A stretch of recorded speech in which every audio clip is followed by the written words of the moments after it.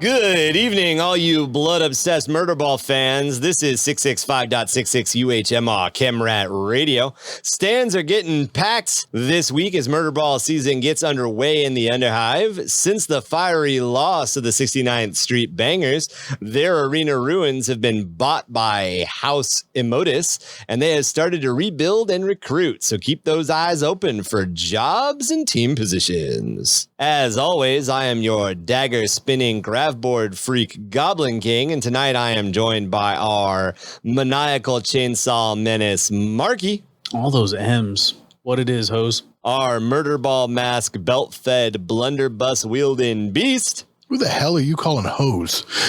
Hose. My hose. You know. They're real. Yeah, sure. The hose knows. Sure. Like fire hose, garden hose. What type of hose are we talking about? All the hose. And all the area codes. Gotcha.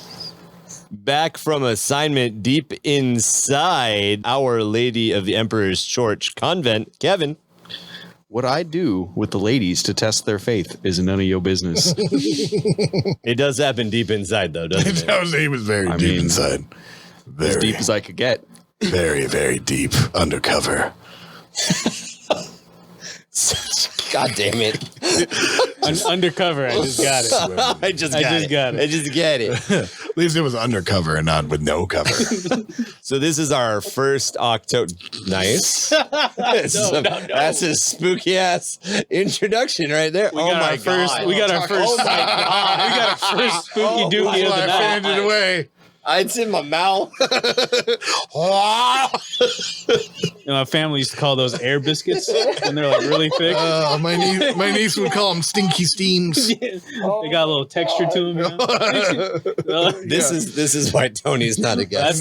You know it's bad when she wants to be able to fucking leave. You know it's bad when Ryan has to chew his air. That's gonna itch. Sorry, why do my gums sting? Mama Cass on the way here, and you know that's how it goes sometimes. Does it clear your sinuses right up there? So, but now you can't swallow the sump gas. That's true. That was the sump gas there. Oh yeah, totally was the sump gas.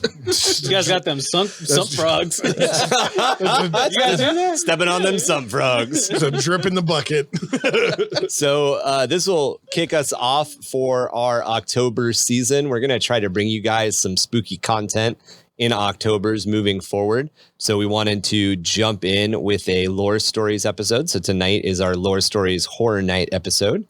Horror with the WHORE. Horror. God, motherfuckers. Horror. Not to be confused with our Christmas episodes. That's full of ho ho ho. Today, during mandatory podcast fuck around time, we wanted to go over a couple of updates that have come about from our community writing project through our Discord server. For those of you who don't know, or those of you who haven't joined us yet, we do have a growing community on Discord, which is a great way to reach us. And you guys are pretty cool. I mean, so far. I mean, Discord for those of you who haven't checked it out yet, or for those of you who don't give a shit, you should, because the Discord is hopping.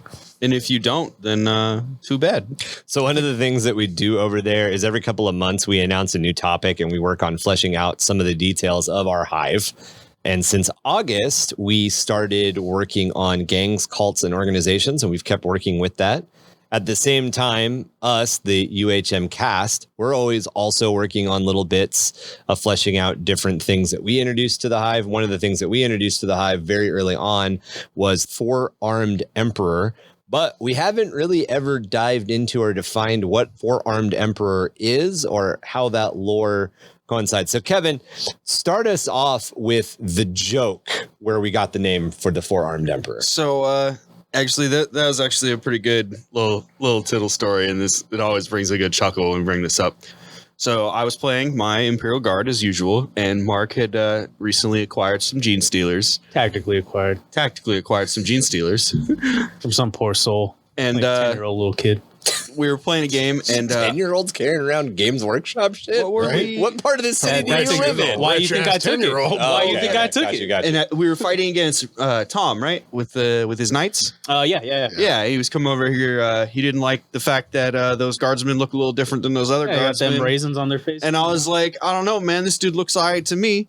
And so he went in, charged in, yeah, and Kevin so doesn't did I. judge. You know, I got a face clitoris, but it's okay. I mean, he's shooting at the same guy I'm shooting at. That's all right with me. Yeah. As we charged, As we charged, you know, I'm like, for the Emperor. and I'm just like, yeah, and he's like, yeah, forearmed Emperor. And I'm like, wait, what? what? Right.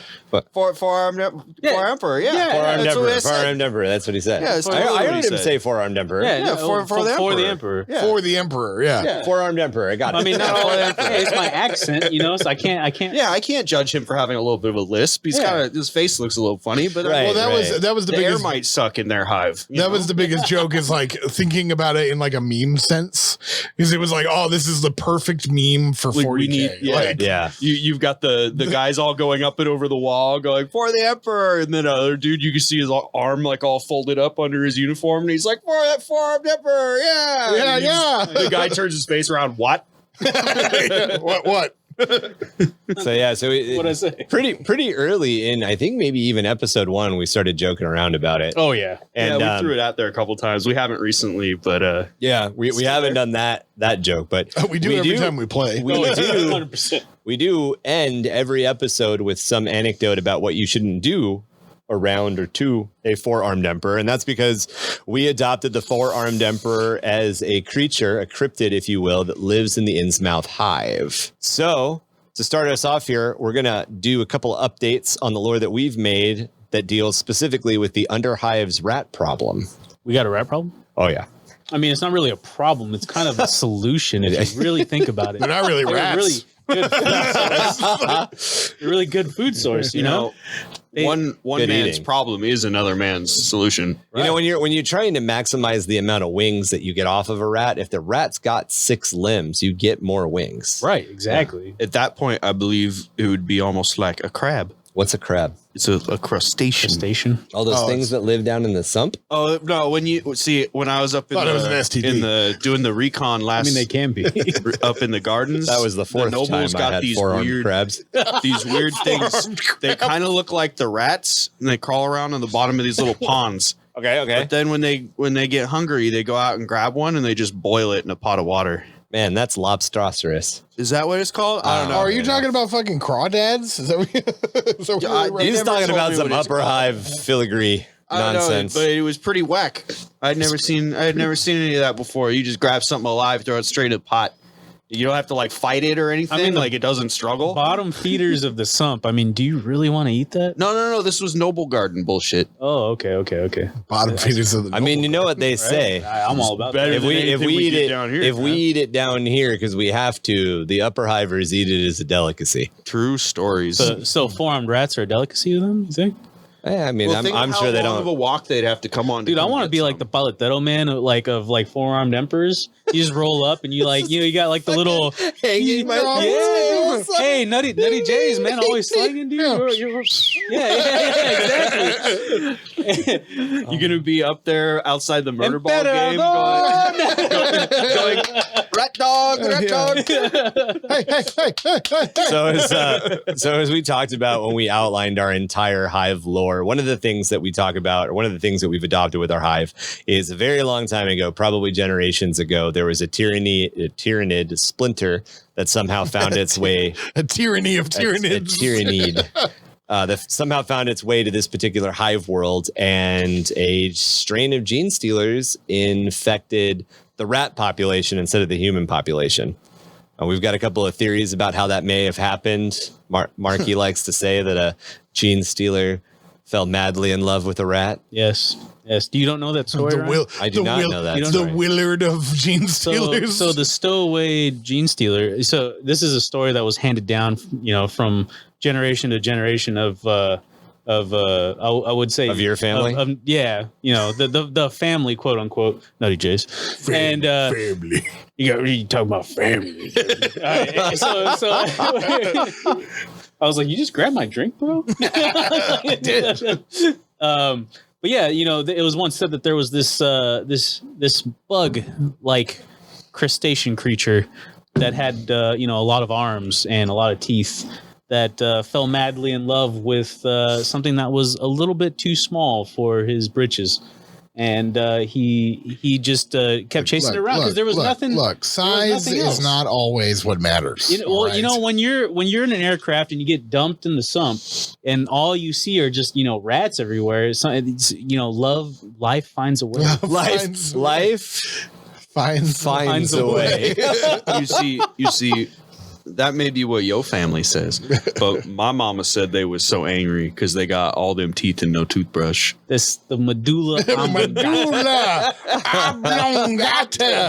Guess what, Kevin? Mama's wrong. Oh, yeah? Mama's wrong again. Mama, I do believe give my best to your adoring mother.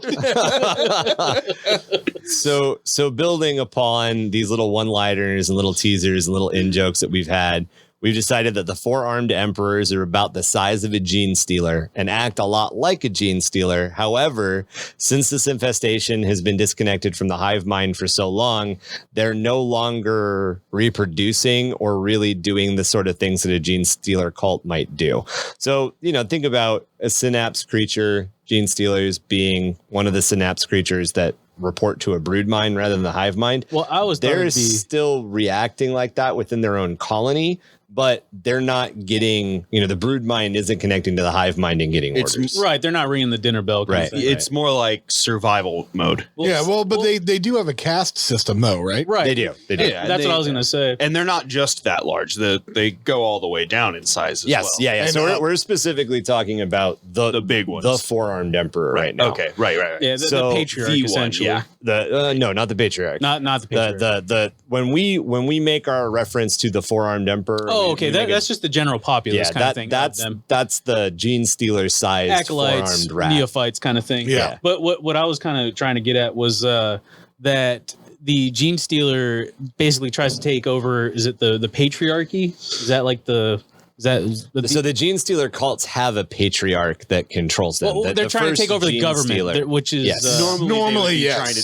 So what I'm thinking is like they threw over the rat government, Yeah, basically. So they're like, I always kind of pictured it like the gene stealer ended up so far down in the sump, right? There's no humans to take there over. wasn't anything left, and it was like it was about to expire because eventually they would die. Right. Yeah. So the only biomass here is the only thing I have is rat. Yep. Reproduce, follow the prime directive. Yep. Reproduce, find something and reproduce. And thousands of generations later, you have these four-armed rats, these things that definitely look like they've been mixed with the genetic code of gene stealers, but they recognizably are just ridiculously oversized rats. They still reproduce like rats. They still consume food like rats. They still behave for the most part However, like rats. They have a very hankering hunger for toes.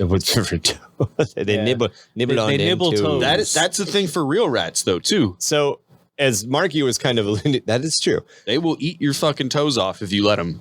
So, as Marky was, it's your extremities. Is that blowing your mind? Extremities. No, is that but blowing your mind? It's No, your it's extremities, period. It's anything like fleshy on the X. Yeah. Yeah, because they'll just start chewing on it eyes and tongues and genitalia are also rat delicacies. Wasn't that like a really big thing, like on boats? Like people would have like their toes. You'd pass out and they'd eat your toes and your Yeah. fingers. No, it was a form of torture too. Oh, really? Well, they can put you use in a rats. box full of rats. Oh, I was thinking about that bucket thing where he puts the rat in the bucket. yeah, and puts yeah, a candle under And it. then That's a real they thing. heat it up. Is it really? It'll eat through your guts. Yeah. Rats are gnarly. So as Marky was alluding to, Under Hive Legend talks about the Vermin Ark. This is a massive hive tyrant-sized four-armed rat that is the patriarch of the entire colony. This is all canon, by the way.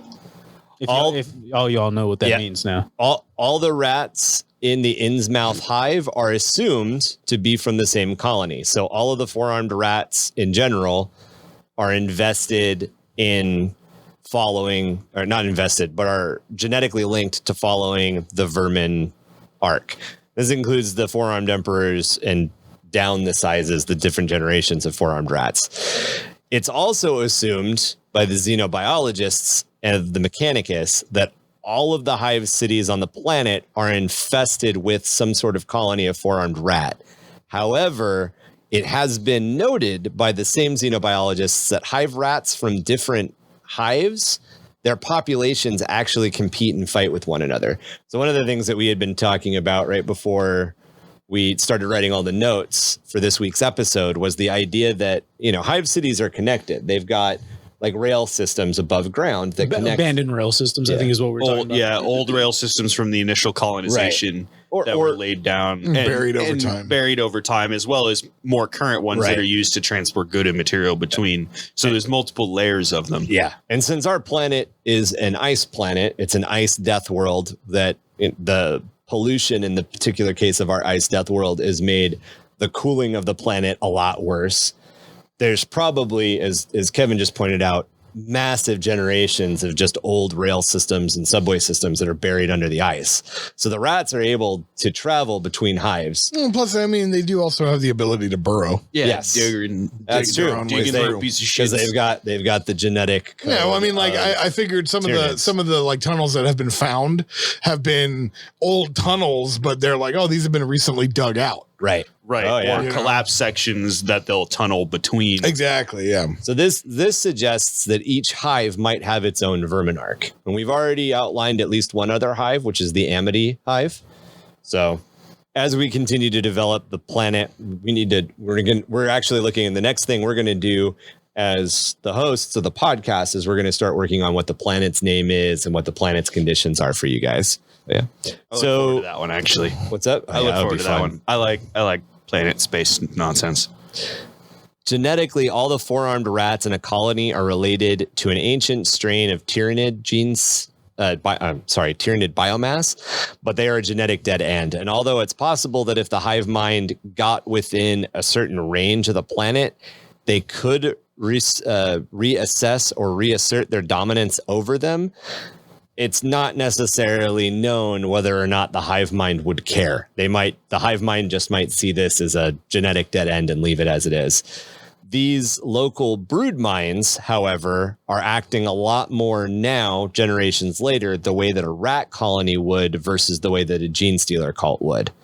Think of it a lot like the Catachan Devil, which is also assumed to have been originally a Tyranid bioform that may have been like abandoned and just led to some sort of manifestation of its current form several hundreds of generations later. It's obvious that there's Tyranid stuff there, but it's obvious that it's not connected to the Tyranids. Right. It isn't a Tyranid, but it shares genetic information in some way. Highly likely that it shares genetic information with Tyranid. And as Kevin had mentioned earlier, there are several genetic strains of four-armed rats. The largest, which are seen often in the hive, are the four-armed emperors. And like we said, those are about the size of a gene stealer. They've got 4 arms like a gene stealer. If you guys have seen our logo, the size of a person, essentially, right? Yeah. Yep. Yeah. If you guys have seen our podcast logo, hunched over, maybe like a black bear. Yeah. Yeah, I'd say bear size. Yeah. That's about human size, right? Brown bears are bigger. You're thinking sun bear. Sun bear? Okay. I don't know. Yeah, they're like pretty big. Panda? They're pretty big. Panda size? Think like 250-pound four-armed rat. Yeah. I was like, Tom size. think about my size. Yeah. With 4 arms. Well, they're still a little bit smaller than me. I was going to say, I figured they're more like our height, not Tom's height. Right. The rest of us are more similar in height. If you want an idea, they're wider. It's bigger than you, not as big as me. If you want an idea what they look like, look at our podcast logo. There's a 4-armed rat standing on top of a servo skull. Now imagine that 4-armed rat human-sized. Yeah, that's a small one. A little less fur. The most seen are just regular 4-armed rats, which range in size from a Terran standard rat to about the size of a small dog. Most of the rats in this category are never going to get larger than about 25 pounds. I call them ratigans. Ratigan. There you go. I like that. I call them ratigans. I call them dinner. Less often encountered are the larger 4-armed stalkers, which range from the size of a medium-sized dog, so about 60 pounds, to about the size of a mastiff. And we used mastiff because mastiffs are the dog of choice in most hive-centric lore, because mastiffs are the dog that exist in Necromunda. Is that just kind of touching on that while we're here? Yep. Is that because that was like kind of the only dog breed to withstand all the shittiness that humanity went through prior? I don't know. Or is it just that's the No, 'cause desired? I think it's just the cool dog that they picked. They just picked a cool big. Well, yeah, ass because they dog. still have Cyber Mastiff sounds cool. and they still have like even in the upper hives and stuff when they were on like what was it, Inquisitors going through like higher ranking officials. They still have like poodles and shit. They still have lapdogs. Yeah. Yeah. Like, there's I mean, I know some of the nobles the- have their own private Xeno zoo and all that kind of the nonsense. really big, thick silver hardback book that the original Horus Heresy book, the art book, there is at least one or two pictures, like paintings and stuff from the early Games Workshop days that have what looks like either French bulldogs or Boston Terriers or pugs in the laps of nobles. that's cool. Isn't the model that you got from the Road Trader, isn't that like a Rottweiler or a Doberman? That's It's like a Doberman. That's Yeah, a Doberman. yeah. Yeah.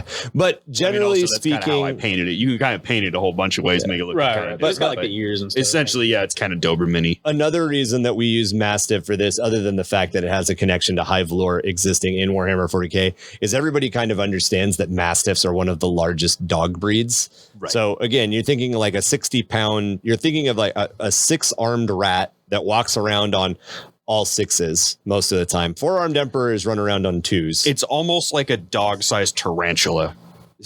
Oh my god! That's kind of like what I'm That's picturing as terrifying you to think think about it. about. I'm A like, little bit. that would be pretty terrifying. Except it'll fuck you up more. Rodents rodents of unusual size, you say? I thought I told you to stop making up So the largest and normally only encountered deep within the underhive or in the sump where they exist all the time are the 4-armed emperors. And being that we are largely a podcast that is based in dodging the Arbites deep in the underhive, we probably flirt with playing in the deep underhive and near the sump a lot, which is why we often give our listeners warnings about what to or not to do around 4-armed emperors.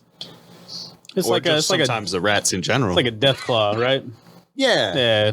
Yeah. Essentially like a little death bit. claw. I mean, a lot You'll smaller, fall but out. Right. So I was just kind of brainstorming something. I would like the or I heard the Nutty Jays run an underground ring of 4-armed rat fighting. I like it. Yeah, Like 4-armed emperor, like they hunt them down. Oh, you're talking about rot rings. rot rings. Yeah, rot rings. Yeah, is that what they're called? Yeah, it's ratigans that they throw ratigans in to fight Yeah. each other. Yeah, rot rings. Rot rings. So like the I Nutty, like the, that. Rot I heard the rings. Nutty Jays Ooh. run it, but all of the gangs put their Yeah, everybody brings their like top rat. Their Yeah, prize rat. their prized rat. Yeah, Is somebody taking notes? I thought first Because I mean- you're adding lore. And I mean also I know. they pin them up against other animals too. first rule of Rat Club is don't talk about Rat Club. Like you actually hit me. You almost actually got hit back. Yeah, like he slapped bare skin and I almost punched him. I was like, motherfucker. No, they make them fight other animals too. So rat rings. What? I mean, Rot rings. Rot Rings, as in like Nurgle's rot. Gotcha. Rot rings with 4-armed emperors. Because nobody wants to go in there and clean that shit four-armed, out four-armed afterwards. stalkers and other animals Right. fight. I don't think it gets any bigger than stalkers, though. I don't. Think, No. Well, I I don't mean, think you can handle an emperor. It's like that. How do you keep something that big in a cage yeah, right. without like a whole platoon Without of being people? fed for months. I mean, they have something Without like. feeding it the Yeah. weakest members of your gang. I mean, rending claws can Hey, like rip through Randy. steel. yeah, it's not like Yeah. it's not like Star Wars. You don't have a fucking Rancor sitting downstairs, you know. I mean, some I mean, people maybe Oh, you do. I mean, yeah. if All you're right, rich fine enough, if you right? want. So the other thing that we talked about is since there's a vermin arc, there's probably other genetic strains that the vermin arc is capable of creating. So think of like a Ratifex. There could be a Ratifex down in the sump somewhere. Well, it's more like because it's all gene stealer, so it's like they have genetic like alterations that they do that fail, like aberrants. So it's Yeah. like something that they were trying to create. They don't create like they don't the make Carnifexes and Hive Tyrants. they don't make and stuff like mainline that. Tyranids. Right. Oh, It's but all- I like the idea of there I being do a like rat the idea. Carnifex. Well, it could be like a. It could be We're over still- so many I do like- generations. we're it's still- deviated far enough to event. I mean, you roll the dice. It could be- Eventually, you're going to get back to that pattern. Right. It's going to be a little bit more. I see what you're saying. It's going to be a little yeah. bit more like a rat ogre. Think of like the Skaven's rat Exactly. ogres. These Yeah, giant abominations. I don't know. I think you guys. Yeah, I don't know if you've ever seen it. I've seen it. The fucking rats with wings, Oh God, that's terrifying. right? I thought I told you to stop making up animals. This is how you sleep at night. You just pretend that everything everything Beast brings up is made up. Is this like sugar glider wings, or this is like no. This is like big fuck off wings, man. Like made out of sinew and tendon. It's like looks like a nutsack wrapped in fingers. Oh my god, dude. Yeah, they hover That's around. a goddamn mental image. You're never in the sump and you hear that drumming that like yeah. That's them. Oh, that's the flying rats. That's why I always carry like 6 plasma guns. You guys are always giving me shit for having extra. No, guns. I think that there just should be there. This I look cold. I look at a lot of carrying all that heat all around all the time. Yeah, you put your guns away. Used to just overheating to death. No, I just think of when I think of like what we're referring to when we talk about all this lore and we talk about rats and this. I think of ant colonies and bee colonies. You know, yeah, and I think that. Yeah, like a warrior class. Well, like if you think about, I think more of like exactly. I think more of like an ant colony, right? So like there was actually a TV show. There was this TV show that I was watching for a while, and they even had like where the animals were like mutating, and they had these rats that literally had queens, and like the queen rats, you had a king rat, and it's actually like I was gonna bring this up earlier, but there's actually a thing called a rat king. Yeah. Right? Where all the rat tails, all the rat tails get tied together and they die. Yeah, like it's nuts, right? So like thinking about this stuff with like Tyranid things, like there are these weird things that happen. There are when I think of like ants, there's always like that class of ant that actually grows wings, right? You know, and I think that's like there's something like that. Know this for this, you know, that's called an elate. And those are the ants that are competing to be the new queen, right? Kings, I believe. Yeah, they're competing to breed with the queens. That's cool. Yeah, during their nuptial flights. So just to lay the groundwork. We laid out our 3. We laid out the 4 things that we've decided on, which are the Verminarch, which is the big overseer, which would rat. be essentially the patriarch, right? Yep.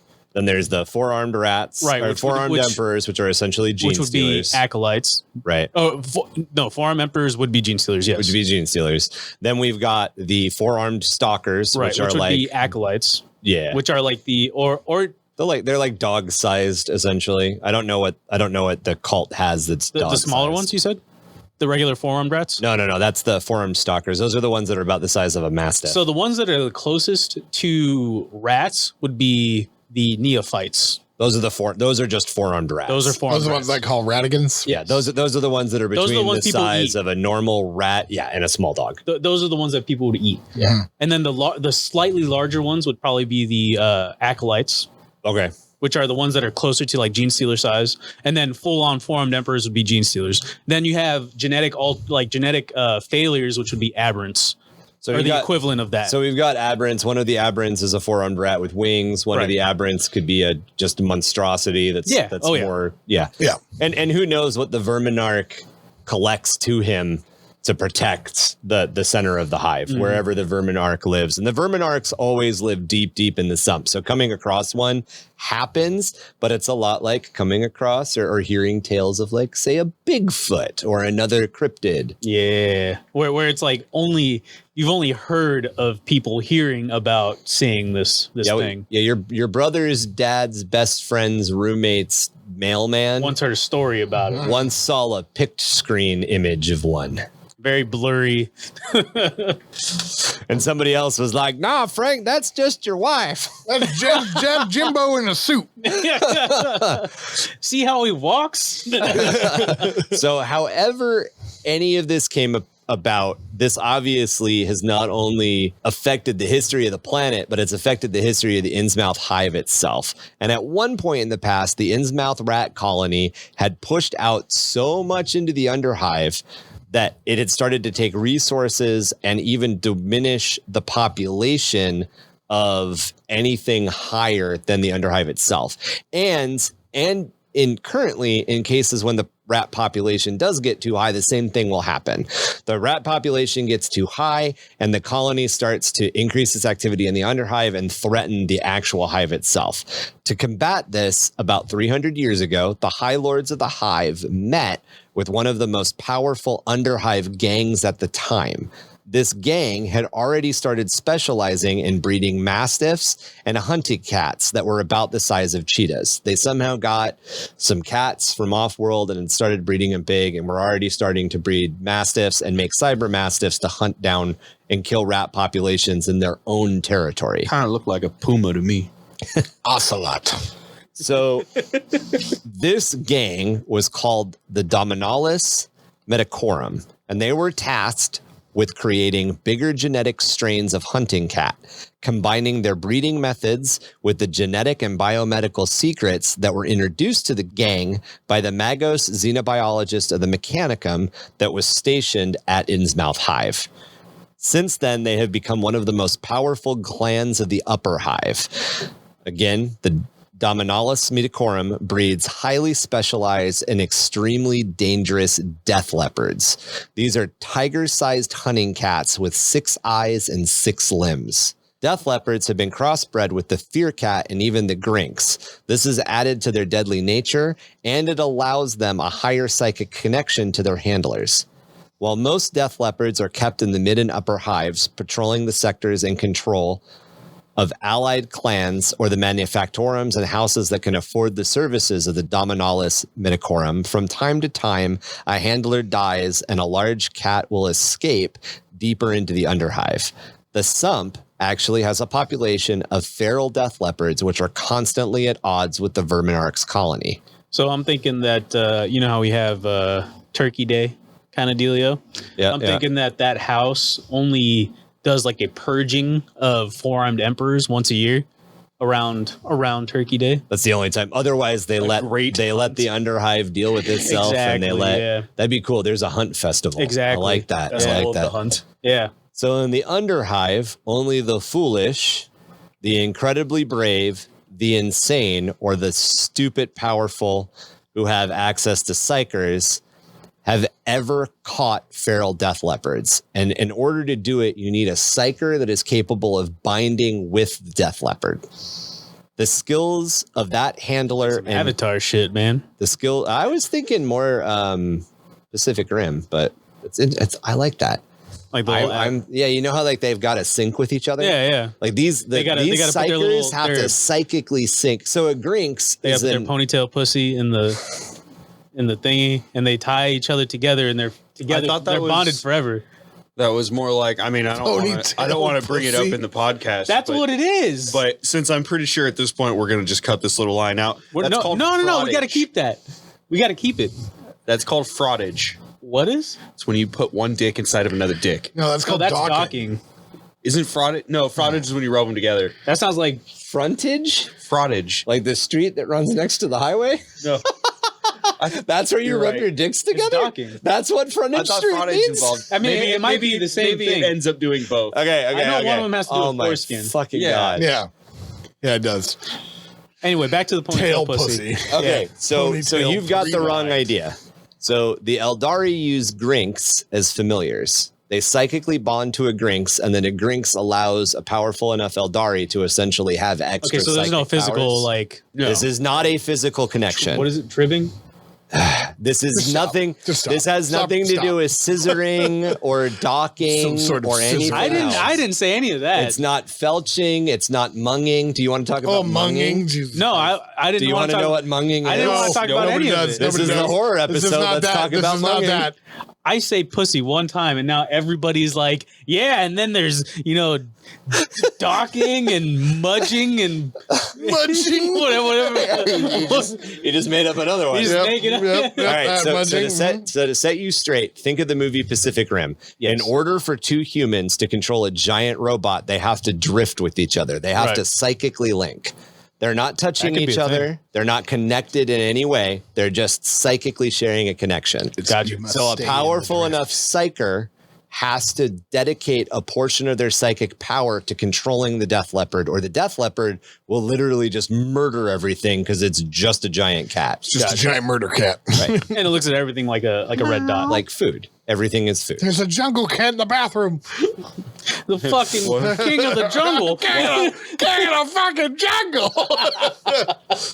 So because of this, pairings of handlers and cats are highly sought after by all of the most powerful people in the Underhive gangs.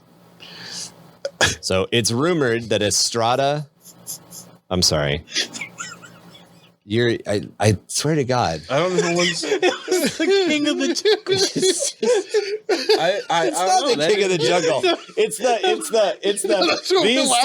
These two things are psychically linked. Oh, you mean like the dick pussies from Avatar?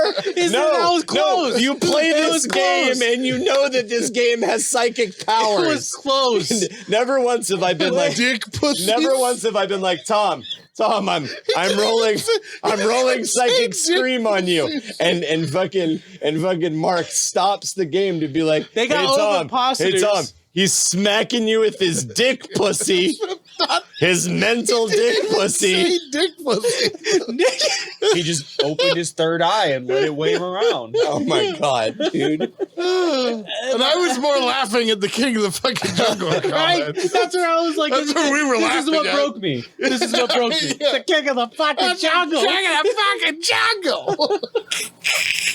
That's Grandma's boy. So when we were talking about all this shit, laying all of it out, like fucking Kevin jumps in and posts a fucking meme of the tiger grabbing Tiger King's fucking foot and dragging him across the enclosure. I'll never financially recover from this. And it's just like that's a bad psyker. I'm so powerful, I can control an entire zoo of tigers. No, I can't. No, I fucked up. I just thought it was perfect. You guys are talking about these cats going crazy and murdering people, and I was like, Tiger King. Here's our Tiger King. He literally is looking at him like, you son of a bitch. So it's rumored that Estra Malinius, who sits on the Warmongers Council, has a pair of bound death leopards. It is conceived that because she is able to do this, she is actually an Aeldari warrior. This has also been reinforced by the fact that she is almost never seen outside of her combat armor. The Warmonger has that? Warmongers have that. That's right. You guys got the Eldar? I don't know. Who's got we the got Dark Eldar? We got two jungle cats. I know that. We have multiple Eldar that we've already hinted at. Dark and normal that lives in the Underhive. I don't care, man. We got two murder cats. That's all I care about. Caster Sin of the Splatterhawks also has a bound death leopard. Wabu and Siri. Nice. Caster Sin of the Splatterhawks also has a bound death leopard who is named Leopold, who is trained specifically to hunt down other psychers. So Leopold doesn't like that he's bound and will go after other bound things. I don't want one of those, man. Rumor says that the Nutty Jays have at least one bound pair, and the Underhived Exilia whose connections with the company Red Squig means that they have actually retained the services of actual Dominalis Medicorum bound death leopard I want pairs. four-armed emperors in the Nutty Jays. That's because you guys are fucking insane. I know. You're also supposed to stop referring to who you are in the podcast context. You know, I've heard that the Auxilia also maintains a sizable force of cybermastiffs. Yeah, that makes more sense to me. We're not on the Cyber Mastiff episode, but I would say that makes more sense to me that the Auxilia would have the dogs. Like, so the Exilia, as I mentioned, the Exilia doesn't actually have any bound pairs of death leopards. They're just powerful enough that they can retain the service. They can formally request the services of essentially like a mercenary. Since the Underhive Exilia currently controls Red Squig. I like that. I like that. I heard they secured the security contract for at least the next 6 months. Yeah, well, I mean, when you shoot everybody. Yeah, it's real hard for other people to apply if they can't get in the front door. The notorious gangster and free agent Corpo the Spider employs a pair of twin sisters, both still in their early teens, who are bound to a pair of death leopards. This makes me get like vibes of the twin girls from fucking The Stand. Are the death leopards like also twins? Yes. Are you sure it's the twins that are bound to or not the twins bound to the death leopards? No fucking clue, man. I've seen them looking around like they're about to eat some people. Dude, Corpo's a weird fuck, so who knows? A little bit of menagerie going on in there in the brain. Menagerie. All right, guys. So that brings us up to all the lore that we've created for the Death Leopards. Again, ways to interact with us as we develop this lore to get a little bit deeper into Innsmouth Hive, to help us come up with other gangs or other affiliates, other cults, even other official houses and stuff like that. Interact with us through the Discord. There's access. We've given you guys access to a couple of different Google Drives where you can make suggestions, and then we go in and we look at the suggestions you've made, and we either accept them or not. We either throw them away or pass them off as our own. Corpo the Spider was actually created by God Warrior, who's one of our members. Oh, nice. I didn't know that. Yeah. So.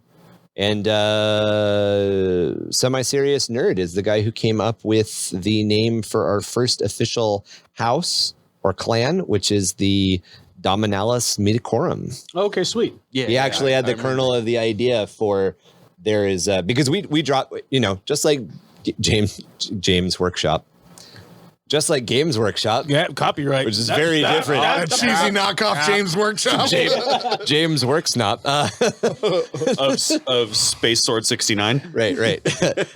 Just like they have a tendency to drop one-liners, we dropped the one-liner a really long time ago about how there were cyber mastiffs and six-limbed cats that lived in the Underhive. And he was like, hey, this is a really cool concept. I had an idea. And then we built on that. We built on the idea what the Four-Armed Emperors were, so we could give his idea something. We to did actually what combat. James Workshop did and took his idea. What James Garage. Garage. Yes, James Garage. James Garage. James Woodshop. James Woodshop. What James Woodshop does. We did what James Woodshop did and take that idea and then make it our own. And then we're gonna NDA somebody you can for somebody it. Yes. can somebody freaking trademark James Woodshop right now? Just I don't want to get sued by G-Dub. I'm just saying. I've already got like the idea behind like the cat too, what it looks like. If you look at the Did you not see the art I posted this weekend? are you already doing that? Okay, I was like, is it very similar to a Carthanator from Avatar? Oh, I don't know what that looks like, but let me pull up a picture. It's got 6 eyes in the front. Yeah, it does. You're talking about that big like tiger thing. Yeah, the Carthanator. Yeah, the big like the. You're saying like I know what the fuck that is. Like it's a real thing. You just talked about Avatar like 10 seconds ago. Yeah, I know. And their fucking ponytail vaginas. Hold on. Yeah, similar. Yeah. Not as big of a head. Yeah. Well, I gave it saber-toothed tusks so that the jaw and head had to be made a little bit bigger. Yeah, look up the Avatar cat. Oh, yeah, but that's what I'm saying. They never said the actual name of the thing. Yeah, they did. Well, then I wasn't listening. There's it standing next to a person. Okay. I'm working on the skeletal structure right now. Okay. They have to be men. Yeah, they're a lot smaller. Yeah. They're a lot smaller. They can kill. I mean, it's something the size of a tiger. So a tiger can totally fucking murk a dude. Oh yeah, one of these cats. No, the thing I'm talking about is like literally the size of like a bus. Oh, those things. Yeah. Cat bus? Yeah, Those the puma looking thing from Avatar. Yeah, I know what you're talking about now. Yeah. All right, cool. Bus. So we are going to move on to our main topic, which is a horror story written by me that takes place in the Warhammer 40K universe. If you guys are hitting us up right now and you want to either get involved with this Spooky October or next Spooky October, start working on those horror stories and sending them to us. We also have a segment that we do called Tales from the Hive, which replaces one of our lore stories episodes every couple of releases. And that is specifically your guys' lore. So if you're listening to the podcast and you like the idea of writing lore and you want us to share it, that is a way to do it. So we had originally intended to do our Tau Focus episode before I had introduced my Tau lore, but I specifically wrote my Tau lore as a spooky story, as a horror story. So we're going to kind of jump in order a little bit, but Tom, would you do us the honor of kind of running down a little bit of Tau history as far as the spheres of expansion? Just go ahead and define them real quick if you can. Yeah. So the Tau moved into the stars and began colonizing worlds in what they call spheres of expansion. The first sphere of expansion was obviously to conquer the local worlds. The second, third spheres were ones that started reaching kind of the limits of their universe, their solar system, because they don't use faster. They didn't use faster. They don't. Yeah, they still technically don't. They have developed the StarTech Nexus. They have developed the StarTech Nexus, which actually does enter the warp, and that is actually where the fifth sphere expansion went. Now, you say sphere. Do they actually like outwards? Yes, they expand. They're like rings. They expand spherically, like in a. I mean, logistically, three-dimensionally. You've got to think of it like that. So it's actually a bubble. Right. So instead of concentric circles of expansion, it's concentric They don't spheres. follow the rules of maps. Yeah. They literally just expand outwards into whatever's closest. In every direction. It's not like, we're going this way. No, they are like, cool. Whatever. We are now our known, what they know as their universe is now getting bigger. It's also pretty well known that they're probably the smallest collection of they are like the smallest race by far. Yeah. Like their own little corner of the universe. They're the newest. They have a very small empire. So their fourth sphere expansion expanded into the human territories. Their fifth sphere expansion actually was lost to the Startide Nexus. Their sixth sphere expansion is what they're on now, which is reclaiming their fifth, right? So the fifth was actually launched into the warp and lost through the Startide Nexus. And they've entered into a place that's something the Atoll. I can't remember the exact name of it. I can't remember. The sixth sphere expansion was actually when they woke up Shadow Sun and sent Shadow Sun into the Startide Nexus. So she's actually at the Atoll now. But the Startide Nexus is like the key. That's basically their new launch point, which launches them into the warp. And we'll get a lot deeper into this. And, there are fixed like gates that exist. There's another one up in Jericho Reach that just connects to another point.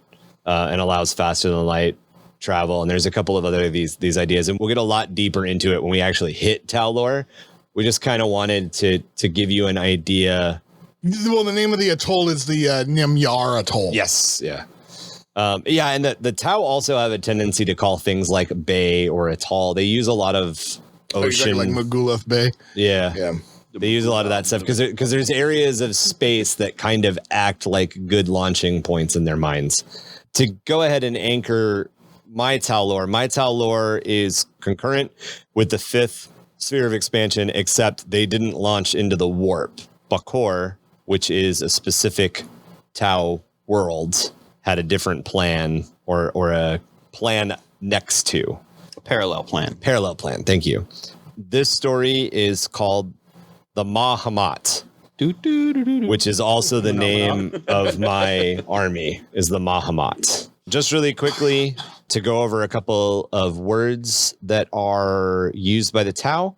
Shasa O is a Tower of the Fire Caste. It's also used as a commander title. Aun O? Yeah, Aun O is a ethereal commander. Is an ethereal. Borkin is a Tau Sept world. Borkan is Borkan.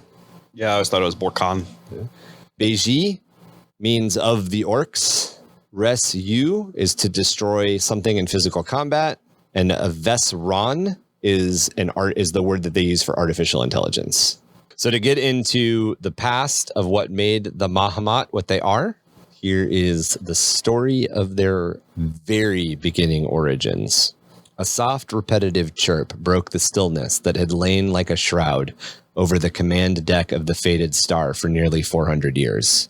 It slowly gained in volume until it displaced the gentle background thrum of deep space, an almost unsound which had settled into a soothing harmony with the barely intangible sounds of the ship's few essential systems over the passing centuries. Presently, other sounds began to join in, like the whispering of liquid cooling systems or the harmonious chimes of crystal information structures, beginning to form a soft mechanical melody which chased away the last threads of the remaining still quiet.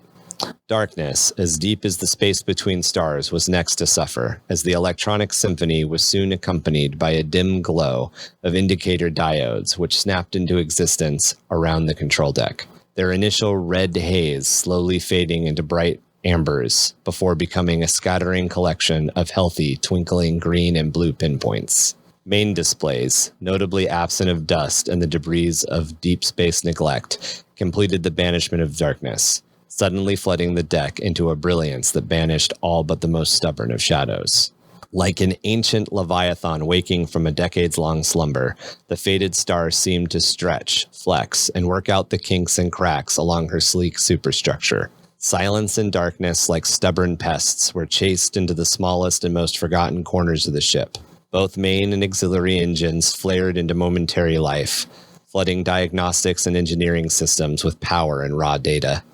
Weapon systems, deep space electronic countermeasures, passive and active sensory systems, all woke with these independent surges of power. It was this flood of noise and data that woke the myriad of Tau drones nestled in their cradles and stored for the long journey between stars. A wave of sensor eyes winking into existence on the flight deck, each awoken with purpose-giving energy.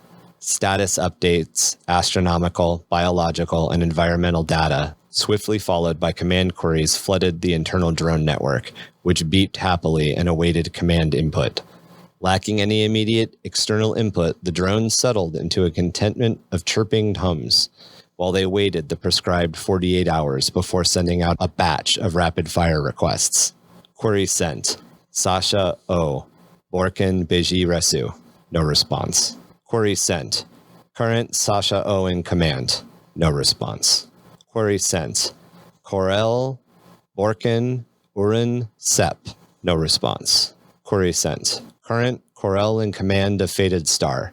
No response. An engineering drone was chosen, logically, as it was the first engineering drone closest to the drone flight deck doors. Its mag repulsors flared to life before it shook itself to break a thin layer of ice that had coalesced in the absence of life support systems.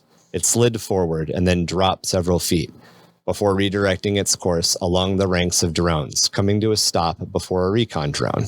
A microburst of information traveled between the two, the drone systems exchanging a brief burst of activity, while the recon drone systems and processing powers were enslaved to the engineering drone system. For a brief subroutine, these two basic minds, neither capable of much more processing than that of a rodent, shared multiple identities before the engineering drone subprocesses was chosen as the logical master. This new collective swelled with processing power, close to that of a canine, and reached out to bring two more drones online, a shield drone and a medical drone being slaved into the growing consciousness. With a greater awareness of skill sets, the collective was much more capable than a simple engineering drone would have been alone. Its systems pinged the surrounding room, a wide array of sensory inputs causing the cluster of drones to shine briefly red, with an explosion of laser light which covered every angle of the bay and a momentary liquid-like grid. A drone, nor a collective approaching higher artificial intelligence, does not by design know fear, or horror, nor isolation. But what greeted the collective caused all three in the developing Vestron, for dead Tau lay piled 5 deep, almost to the bottom row of the drone cradles. Their twisted and destroyed corpses collected deep and covering the entire hangar bay floor. The terror of their deaths forever etched into what was left of their long since mummified faces. Armor had been rent asunder, bodies pulled in two. Others were like dried sacks, their bones having been pulverized, and those whose eyes and facial slits had been burned out as if internally.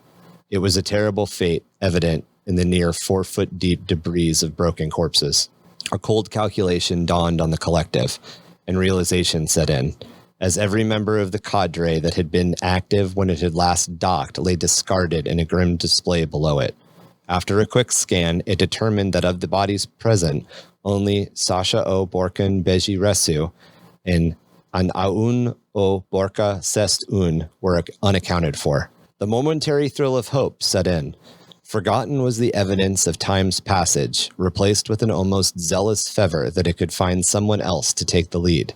A chance to disband its woeful intelligence back into the ignorance of a mere single drone. These current thoughts, calculations, and fears would be mercifully consigned to the endless black once again, and its collected data would be scrubbed. With this naive hope and knowledge that both the ethereal and high commander were just missing, the collective brought 2 gun drones and a pair of medical drones online to join it, its consciousness swelling enough that reasoning threatened to replace its blind subroutines. They could both still be alive and able to command, a possibility that offered respite for the collective. It had happened before. There were stasis chambers on the ship, and even abnormally aged Tau, or possibly some other twist of an entropic universe. Statistically improbable, but not impossible. And so it was with these thoughts that the collective hovered out into the sterile and brightly lit halls of the fated star. The ship proved to be entirely sanitized and devoid of anything living or dead, with the exception of the main drone and hangar bay and the engineering bays. The collective encountered no evidence of a struggle, no debris, and no other bodies. It seemed that the automated systems had kicked in and done their jobs admirably. The ship was spotless, and all major systems had been repaired. It was almost as if the bodies had been dragged into the hangar bay. Horror, however, awaited the collective on the main engineering decks, just above and afore the primary engines. Strung up and splayed in an X, like a cross between a medical experiment and a trophy, hung Sasha O. Borkin Beji Resu, hands and feet nailed to the smooth walls with 20-inch long crude iron nails. Stomach slit, straight through his armor, from collarbone to pelvis, his internal organs pulled out. These had been pinned and arranged in some chaotic order to the wall around the body with more iron nails. His body and organs had long since mummified. The viscera and fluids of his hellish execution, which had once covered much of the space in sticky wet gore, had long since dried into crusted stains on the metal finish of both walls and floor. A set of bloody footprints led from the body into the dark recesses of a fabrication chamber, where another corpse sat curled about its hands. Ethereal Anu O Borkin Sest Un was only recognizable after a series of medical scans. What had once been her body was curled into a fetal position, surrounding an object held cradled protectively in her hands. Her mutilated and mummified corpse still clutched to a long, twisted, black-green ritualistic knife. The green haze of warp taint peeling the very fabric of reality as it curled like smoke from the crude but brutally sharp blade. Arrayed around the body was a mess of desiccated gore and scattered piles of iron rust and bits of discarded plastics. Much like the grisly display on the wall, as horrifying as it all was, machine logic dictated this jumbled mess should have been cleaned up long ago. An insect-like chattering or whispering filled the air, an alien sound that clashed with the quiet machine hum of engineering systems and life support. The collective was unable to place the frequency. It matched nothing in record. A sample was taken of the sound before they filtered it out, becoming nothing other than another subsystem, so it could focus on other sensory data. It was around this moment that the collective first thought of itself as a he. No, as the entity Avasani. He spent a subroutine perplexed by this odd sensation before a raw spike in processing power filtered through his growing consciousness. It passed, however, as there was still a mission that demanded his utter focus. Tasked with cataloging this bizarre horror, one of his medical drones moved to prise the dagger from the curled and almost skinless hand. The ethereal had most likely died of massive blood loss while flaying her own skin, strips of which lay arrayed around her position in a complex, if completely unreadable, configuration, identifiable as purposeful even where it disappeared under the technological debris scattered throughout the deck. With a pulse of emergency sensory data, the medical drone's magnetic field resonator plates sparked and shorted as it got within the circle of singed, curled, and mummified flesh. It dropped several inches before backup systems kicked in and the drone stabilized. Shaking off this momentary glitch, Avasani sent the command again, and the medical drone resumed its task. As it moved several inches closer, however, it twitched hard to the left, and its stabilizers once again shorted. For a long second, it froze, as if waiting out a momentary spell of vertigo. Then its armored ceramic plasteel casing cracked before its manipulators ruptured from its side. Like rotting flesh giving way to spew intestines, the metal arms twisted and contorted at unnatural angles as they rapidly rusted before freezing into rigorous postures in seconds. Before Avasani could send another command, the medical drone began to drift slowly towards the ethereal, as if caught in some terrible gravity. Then its magnetic field resonators pinged in whine in one final protest, before, with a burst of sparks and oily fluids, announced the next failure, sending the medical drone smashing to the deck. A hellish squeal filled the deck as the medical drone's emergency protocols kicked in. even as rapid decay and corruption ate away at its composite parts. Avasani recoiled as the hellish scream filled his internal sensors, the feedback racing across the wireless connection the medical drone still shared with the collective. Quickly, he quarantined the medical drone's neural connections and files, dumping the data as fast as he could destroy it, finally ending the hellish scream that had shattered the almost tranquil silence of the ship. He backed the collective away. The data was enough to mark this object, this knife, as something of chaos. Something the Tau had never developed a way to contain. This was a problem he would need to approach more carefully. As the medical drone rusted and disintegrated, as if suddenly exposed to hundreds of years of neglect, Avasani noticed the significance of the other scattered piles of rusted debris, which lay scattered all around the engineering bay. The corpses of long disintegrated and decayed cleaning or repairing drones that had once serviced this area. He activated communications, sending a ping out to the rest of the fleet that drifted alongside the fated star. No longer was the horror of surprise a new companion. His database continued to swell with experiences he wished to shed. And so it was, with quiet resignation, that Avasani began to scan reports from other drone collectives throughout the fleet. Similar scenes of horror repeated themselves on all 8 ships, as if Sest-Un had moved from ship to ship, carrying out her grisly plan, one Sasha-O at a time. But what had killed the rest of the Tau? And why were none of the other collectives cursed with this spark of higher self-awareness? If he was to uncover the nature of this disaster, he would need better tools, better equipment, something more like a biological body. If he were to be alone in setting this horror right and returning the fleet to Borkon, he would need more resources than he currently had.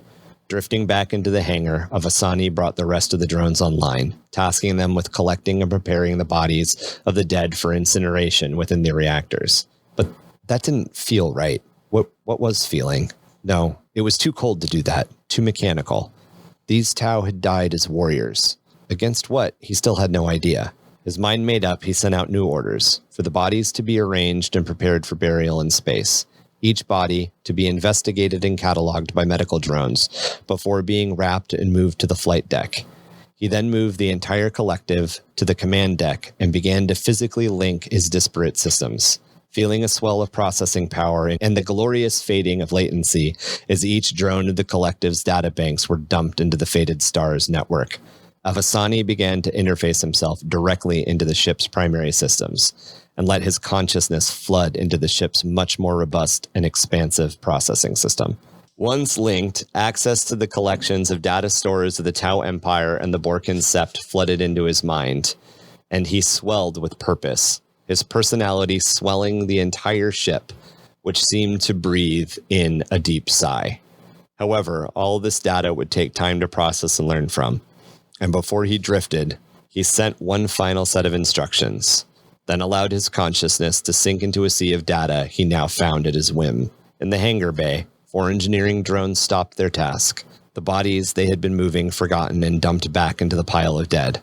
They paused for a moment, chattering amongst one another in machine code, and then moved to the battlesuits bay. Their new directive was clear. Avasani, their new master, had demands of a body. These guys know because they've played against my Tau before. Warriors in my Tau are all gene cloned, and they have a personality artificially implanted into the back of their necks before they fight. All of the commanders and all of the battle suits are artificial intelligences that have been created by Avasani. Avasani has realized through the rest of processing into the lore of the way my army is designed that they are way too far away to get back to real Tau space and do anything relatable with the information that they have. So he sent it all back to Borkin and then decided that he needed to collect as much information in the area he was in.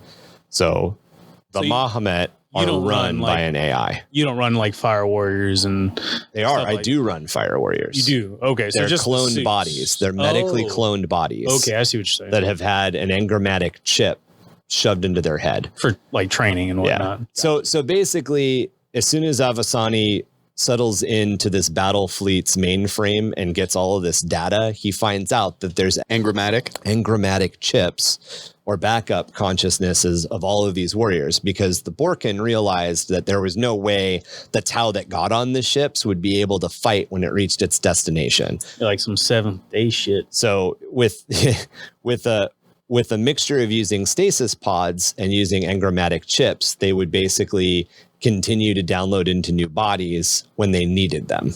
However, since they all fucking horribly died, Avasani is basically left with all of these like proto-intelligences, these things that aren't quite people, and a bunch of medical equipment that he can clone with. So he creates a clone army. Out of necessity, and forces these consciousnesses into them. So the continuing horror of the Mahomet is that the fire warrior you're currently fighting may have died horribly, like hundreds of times. Yeah. It kind of reminds me of in Battlestar Galactica. Spoiler alert for those who haven't seen it. I mean, it's been out forever. Yeah, don't do it, Kevin. The Cylon Raiders, the ships, the little pilot ships, are sentient. Yeah, when they get exploded. That's a their thing. Consciousness teleports back to the base, and then they build them a new ship. Oh, okay. So when it's kind of like when you're fighting carbon. they remember. So that was the kernel of the idea. That's really cool with Battlestar. I didn't know that, but the kernel of the idea was altered carbon. So these fire warriors essentially have a stack. If you guys have seen the show Altered Carbon, death doesn't really matter anymore because your consciousness, your soul, can be saved to a disk if you're rich enough and be implanted into a younger body. Well, this is essentially you could have your sentience downloaded into basically the cloud. Yeah, and then be put into either a clone of your own body, right, or into another body. You're basically downloaded into what's called a stack, and then that stack, if that's destroyed, it's like your Tron disk, essentially. Yeah. So that's essentially what's happening. That I'm playing with that because the Tau have engrammatic chips. So these engrammatic chips are being used like a stack. They're being put into a body. And a lot in the same way, if a Tau fire warrior's head is like torn off with a bolter round, it's probably going to destroy his chip.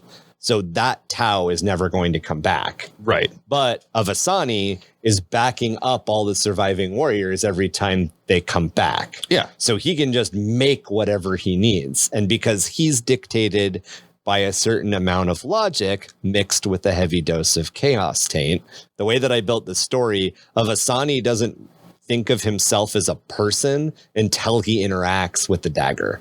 It's the interaction with the dagger. It's that introduction of the warp taint, which changes the machine code just enough to build artificial intelligence. It was kind of on its way there. So it was because it was started to like demanding more system resources. Yeah. And so that its logarithms analyzed the situation and realized that it was the highest functioning intelligence present. Therefore, it became a higher functioning intelligence. And then he started to build a personality. So the way that the warp taint, the way that drones work in the Tau Empire is that like a singular drone has, they call it like the intelligence of a squirrel. Yeah. But a group of 5 drones thinks a little bit more like a dog. Yeah. And a group of 10 drones works a little bit more like a pack of wolves. But they have this escalation as more of them get networked, they become smarter. And I was just kind of playing around with programming power kind of thing. Right, because they're getting more processing power. They're essentially but their overall to the network, Their overall directive is as soon as they can to split back up. So they never become a man of iron in air quotes. Essentially, that was the Tau's backup plan is when enough of you get together and the problem has been solved, you then scatter. You divert. Yeah, you scatter. And the drones want that. They want that blissful ignorance. They want to go back to just sort of existing. So I didn't even think about it that way, that like being self-aware is probably not an enjoyable experience. They don't like it. The drone so they would like actually it. Seek out to be separate. That's cool. I like that. But Avasani, once that moment happened, was like, no, I need this. And he justifies through the story that he needs to do it for the greater good. I never specifically specify it, but every time he makes a decision, it's to fix the problem. It's to follow the Prime Directive. Right. Rather than just letting the Fated Star and its fleet drift endlessly in space. Right. So in my mind, the Fated Star and its fleet is somewhere in the Gothic sector. And because Avasani doesn't really give a shit about the ethereal cast at all, because he blames an ethereal for what's happened, he doesn't have a problem using the warp drives. And since the clones on his ship can just be downloaded and killed wholesale because it don't matter, he can kill all the biological stuff and then jump the entire fleet into the warp and pop out wherever he wants. No biggie. And hatch new clones. Did you ever consider maybe throwing it around the Halo stars? That'd be dope, actually. I figured that would come into like direct conflict with whatever the Necron dynasties. Yeah, with the crazy Necron dynasties and all that kind of stuff. And I'd really love to see, and I'm sure Tom would too, I'd really love to see the 9th edition Tau book have stuff that I can really like pick apart and use to build a Vasani the way I want to. But the way that I currently run the army when I do run ethereals, and you guys have seen this because I've 3D printed at least one of my like crazy battle suits. That's the ethereal. The ethereal is an AI that Avasani has built, and they act in the stead of an ethereal. So instead of doing Farsight Enclave and using that as the basis, I use Tau Sept, I use Borkin as my base, but there are no ethereals. They're AIs. There are no this. They're servers essentially. And they also don't use auxiliaries. They have no use for auxiliaries. This entire he makes what he wants. Yeah. So it was just it was a way to do what I wanted with the Tau. And because I'm a fucking horror nerd, I had to make it like super dark. Dark. Yeah. No, that's good though. I liked it. Sam, I dig it. Yeah. What do you guys? I guess what does everybody think? I just like the. I know Kevin's. Kevin gave it one fart up. I think we're like 6 in at this point. 6 farts. I got 6 farts. Good props, man. It's good props. No, I dig it. I really like the AI aspect of it. I really liked how you're like almost trying to make it so the AI is like becoming its own thing. Like it's the dude. He's growing up. He's getting a personality. Exactly. We are Trapper Keeper. We are one. I remember that one. I'm trying to think of like an example of what I could pull from, but it's I don't know why, but like Overdrive for some reason. Old school Overdrive. It just reminds. I don't know why. Oh man, but no, I dig it, dude. I like the kind of like the grimdark horror aspect of it. I like it. It's almost you could almost use like Farsight the model since he has like the sword and then he's got the dagger kind of thing. But I know you're not trying to pull from that. You're trying to use Borkon, right? Yeah. Well, and I had found this really cool 3D model. It's called the Cheetah, and it looks a little. It's very definitely like just some weird artist's 3D model, and I bought it from the guy. But it's a mech. It's a cool looking mech, and it's got like a really long bladed staff. So I printed that out, and that's a Vasani. Oh, okay. I haven't played with him yet. He hasn't been on table yet because again, like 90% of the time, Avasani is just the Fated Star. He is the ship at this point. Right. He does whatever the fuck he doesn't he need to be on the battlefield. But when he makes a clone of himself, or when he makes a copy of himself and sends himself to the battlefield, he comes in that mecha model. Okay. And then he would just be. I would run him with ethereal rules. Yeah. Oh, as an ethereal? I would run him as an ethereal. Gotcha. I'd love to see more options so I could run him with fusion blades or something close combat. I would love to see like a close combat-y Tau. Like that'll have to be in the 9th Codex or the I mean, that's as soon as the new Codex comes out, that's what I'm doing. Yeah, I'm gonna remake my Tau and be all close combat. As close combat as you can be, essentially. Yeah. I probably wouldn't do all close combat, but I would definitely, whatever the close combat rules they introduce, that would be all the AI structures. All of these battle suit AIs would be super close combat because they don't care. They want, and that's the other like horror element that you can play with when you're playing with an AI, especially a Tau AI. They might want to know, like, I need the medical data of what being in close combat is. Right. So I'm literally just going to tear a bunch of things apart because I want to see what's inside you. What makes a Space Marine tick? I don't know. Let's rip one in half. Let's dissect it while it's alive. Yeah. On the battlefield. And then, like, I could even work in, like, if we ever did like crusade stuff or narrative stuff and I played these guys, I could even work in, oh no, he killed the Space Marine in close combat. He's not moving anymore. He won't attack anybody for a turn because he's just sitting there like rooting through guts, like poking things. Interesting. Yeah.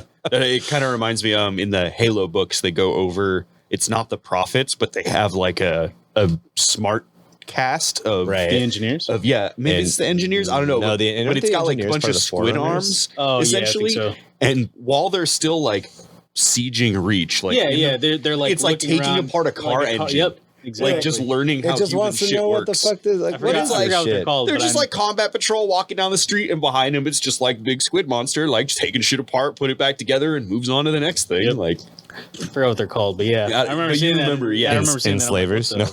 Yeah, right, exactly. Do you guys have any other input? Did I don't know, because like I have a hard time. I have an easier time identifying the horror I've written when I read it internally.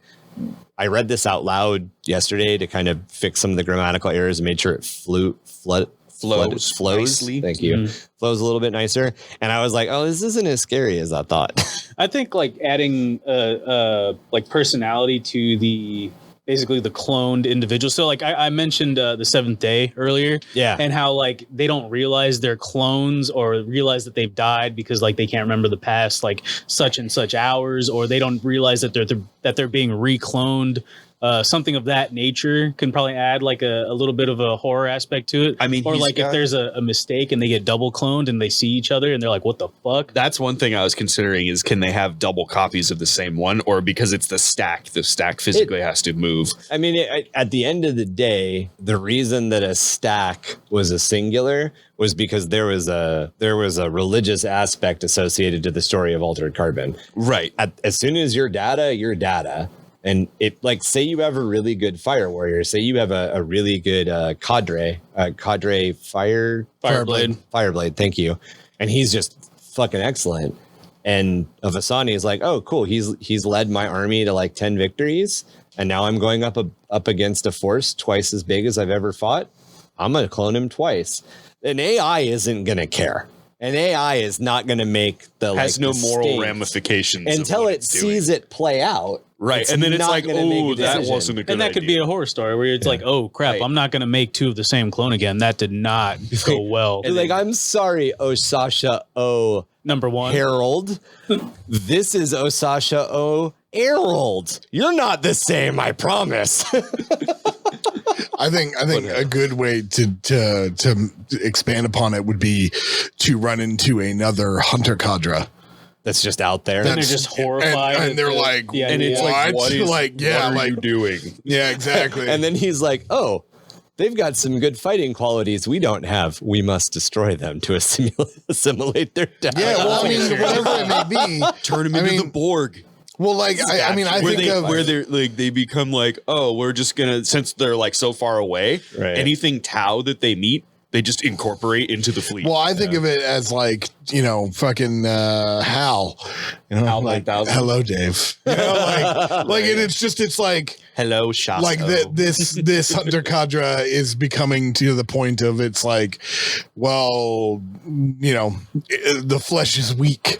Yes. You know what I mean? Yeah, 100%. Like bringing itself to that point to where it's like, no. We must assimilate everything. Like we must make everybody AI. Like, and the other hunter cadre is like, whoa. No. We like being alive. And it's like, no, you don't, Dave. Like you will join us. Yeah, exactly. Well, I showed you, I know Tom's seen it. You've seen the sketch I made of my Cadre Fireblade that I want to do, right? Mm-hmm. Where his entire lower body is mechanical because he got cut in half on the battlefield. And Asani was like, oh no, you're one of my best generals. So instead of backing you up and putting you in a new body, I'm going to fix your current body. So my plan is Cadre Firebilly essentially is to essentially have Tau warriors in the line that have been mechanically patched up. Yeah, but because also, at a certain point, it's a waste of resources. Organic to just dump material. a body. Well, also think of like, the neurochip, like the engram neurochip, like you effectively lobotomize the human.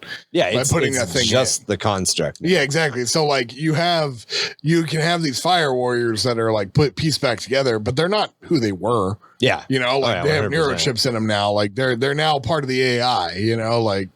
and it's all connected to the singular AI. You know? I think if you want to try and capture the horror aspect of it, though, you can't like look at the overall like, oh, this is an AI and this is the bad things that are happening. I think you have to capture like the viewpoint of the individual. Like the guy is like a day in the life of a fire warrior kind of thing. Like I have nightmares of dying 1,000 times. Yeah. And the way that I see necessarily remember their own death if they just get offed. The way that I see the engranatic chips being used is like when they're in storage, when they haven't been put into a body, they exist the way that Tom's talking. They're all part of the same thing.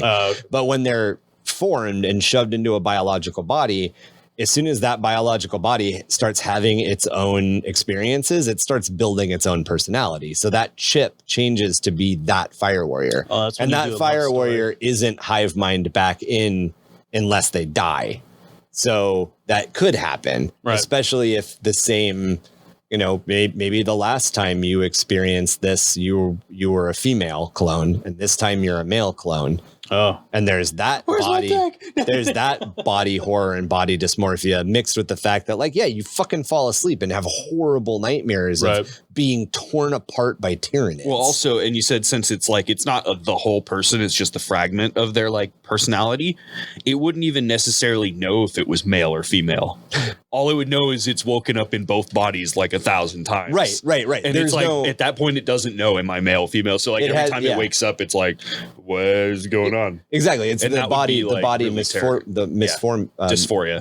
where it like literally has this consciousness that has no idea what its base stat is supposed to be anymore. Right. And like really pushing that idea of what does that mean from a body horror perspective. Mm-hmm. Well, that, and then kind of the existential idea of like how we were talking, the drones want to separate. Yeah. But this drone is still stuck on like go mode. Yeah. Well, if it's always Avasani like, doesn't see himself as a drone anymore. Right. But does that part of wanting to then disassociate with itself, like, does that remain? Well, yeah, because he's made copies of his consciousness. Exactly. So he's copied his consciousness into every ship in the fleet, but not every ship in the fleet is Avasani. They have their own. Right. That's how he's reproducing. But then he like makes a copy, and then that copy is I don't want to be hived with you anymore. He's kind of like living out his own nightmare. Oh yeah. Because you know like I said, the drones want to disassemble, but he's still growing, which is the opposite of what he wants to be doing. Right. The other thing is that's the goal. So it's like a counterintuitive yin yang of production and disassembly. What happens, you know, the next logical step would be like, obviously I can't send something mechanical into the engineering bay to get the dagger. I'm going to send a fire warrior in to get it. And then like the fire warrior doesn't come back for like a couple of days. So he sends a drone to see what's going on. And like, oh, the fire warrior flayed himself fucking alive and is now a dead pile on the ground. He hung himself. Well, with his shit. own intestines with his hand. Okay. Now I'll send 2. Okay, great. They murdered each other. Now I'll send a team. Okay. And then like at what point does he just go, we don't go into engineering. We just don't go there anymore. This door is closed.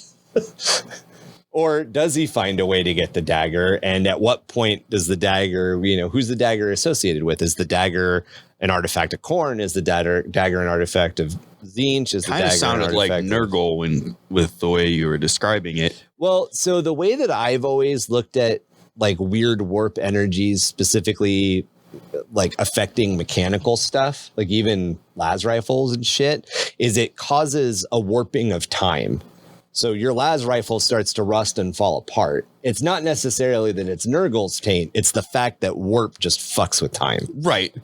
But Nurgle stuff is generally attributed to decay. Yeah. Even against like mechanical stuff.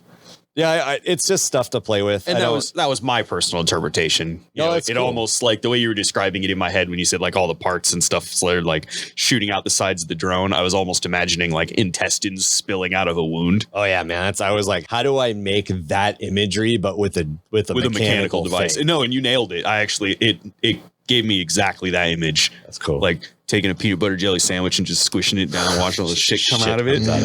Peanut butter jelly sandwich. Intestines. Except since it's a drone, it would be more like an uncrustable. Yeah. A drone is an uncrustable. Have you seen the way they're shaped? Yeah, I was like, they are sausage shaped. So yeah, that'll bring us to the close of this episode of Lore Stories. Again, our first of several spooky nights of content for you guys. We hope you enjoyed that. We definitely have a lot of fun trying to tell each other scary stories. Tom's pretty good at coming up with scary stories on the fly, so I'm definitely looking forward to that happening sometime during Spooktober.